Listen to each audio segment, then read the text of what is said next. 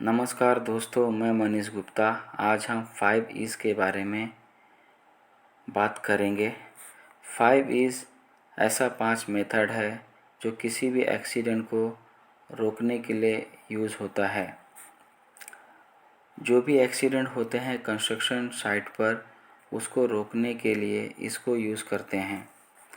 5 ease में 5 word छुपे हैं जिसको हम जानेंगे। पहला है एजुकेशन, दूसरा है इंजीनियरिंग, तीसरा है इन्फोर्समेंट, चौथा है इनकरेजमेंट, पांचवा है इवैल्यूएशन। यह 5 वर्ड है जिसको हम यूज़ करके किसी भी एक्सीडेंट के कॉज को रोक सकते हैं। तो चलिए एक एक करके इसको हम समझते हैं। एजुकेशन यानी कि शिक्षा। हम एजुकेशन की मदद से काफ़ी सारे एक्सीडेंट को रोक सकते हैं। एक शोध में यह पता लगा है कि भारत और विदेशों में जितने भी एक्सीडेंट होते हैं उसमें 98% एक्सीडेंट मनुष्य की गलती से होते हैं। मनुष्य की जो गलती होती है उसका कारण है सही शिक्षा का नहीं होना या फिर शिक्षा की कमी होना।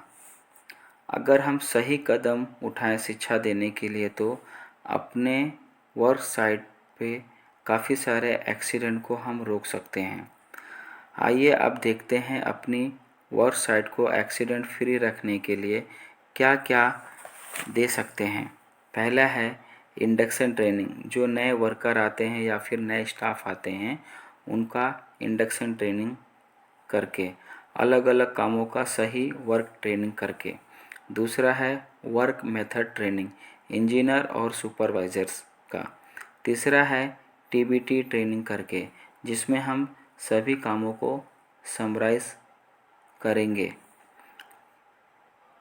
चौथा है how to use equipment and PPs.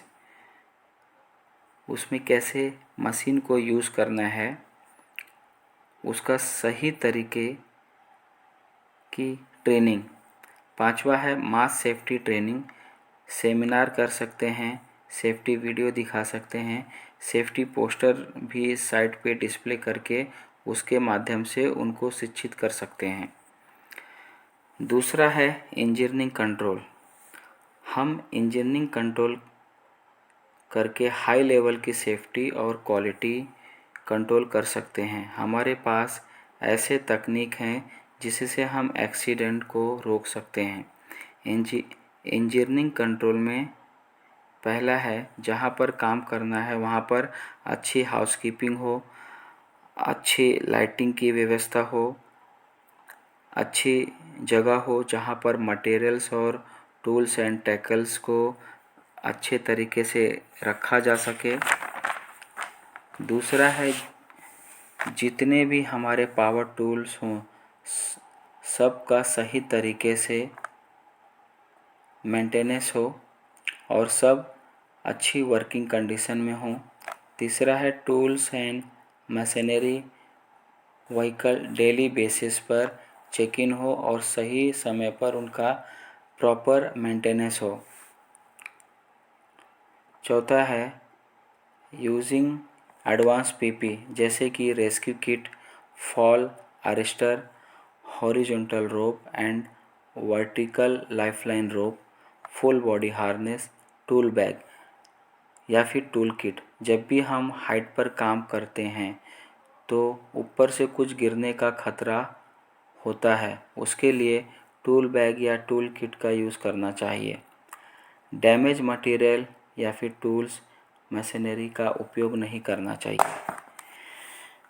तीसरा है इन्फोर्समेंट यानी कि लागू करना। सपोज़ आपने वर्कर को अच्छी ट्रेनिंग दिया और इंजीनियरिंग कंट्रोल भी किया, फिर भी कुछ लोग उसको नहीं मान रहे हैं, आपकी बात को नहीं सुनते हैं।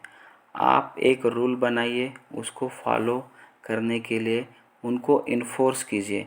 यह भी 5 ईज़ के अंदर में आता है।